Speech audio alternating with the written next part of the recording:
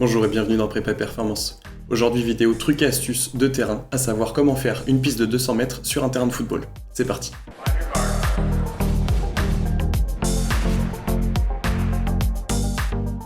Je vous ai parlé dans les différentes vidéos sur la VMA ou sur les différentes méthodes pour la calculer, il était important d'avoir une piste bien dimensionnée. Or, malheureusement, on n'a pas tous à disposition une piste d'athlétisme pour réaliser nos tests physiques. Donc, si l'on est sur un terrain de football, il existe une méthode relativement facile pour reproduire les dimensions d'une piste de 200 mètres de façon assez précise. Pour ce faire, vous aurez besoin d'un outil, une corde de 20 mètres. En réalité, ce sera un double outil car nous émettrons également un marqueur à 19 mètres 10. Si vous vous posez tout de suite la question de où est-ce que je peux trouver une corde de 20 mètres, je vous conseille d'utiliser une pelote de laine ou du fil. Fixez-la à 2 bouteilles d'eau, celles-ci seront pratiques lorsque l'on tracera nos rayons de piste. Je vous conseille d'ailleurs d'ajouter un marqueur de chaque côté de votre corde, vous n'aurez pas à vous soucier du sens de celle-ci une fois sur le terrain. Alors oui, c'est de la débrouille, mais parfois il vaut mieux mettre les mains à la pâte et fabriquer un outil relativement modeste, plutôt que d'avoir des problématiques liées au matériel. La première étape sera donc de réaliser un rectangle de 40 mètres de long sur 38 mètres 20 de large. Si vous avez suffisamment de place derrière vos lignes de touche pour que vos coureurs puissent circuler tranquillement, je vous conseille de débuter à l'intersection avec la ligne médiane. Vous serez sûr d'être bien linéaire pour construire votre futur rectangle qui servira de base à notre piste. Sinon, il faudra être bien minutieux pour être le plus linéaire possible. Nous allons donc, le long de notre ligne de touche, espacer 3 plots de 20 mètres. Le long de notre ligne médiane, nous placerons un premier plot à 19 mètres 10,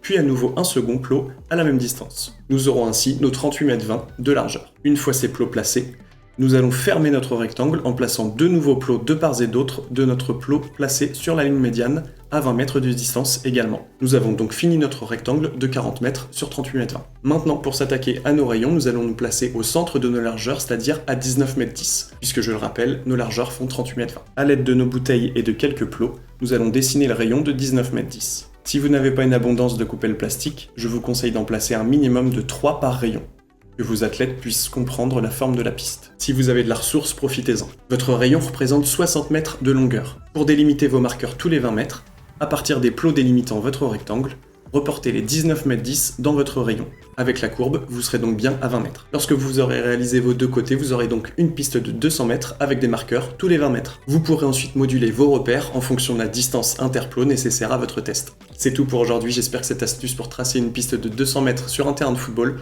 pourra vous être utile. Si vous avez des questions ou des suggestions, n'hésitez pas à utiliser les commentaires. On se retrouve très prochainement pour d'autres trucs et astuces en prépa physique, et d'ici là, entraînez-vous bien. Salut!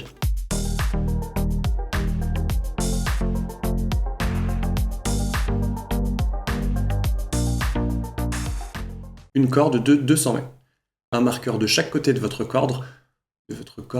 Nous allons donc le long de notre ligne de touche,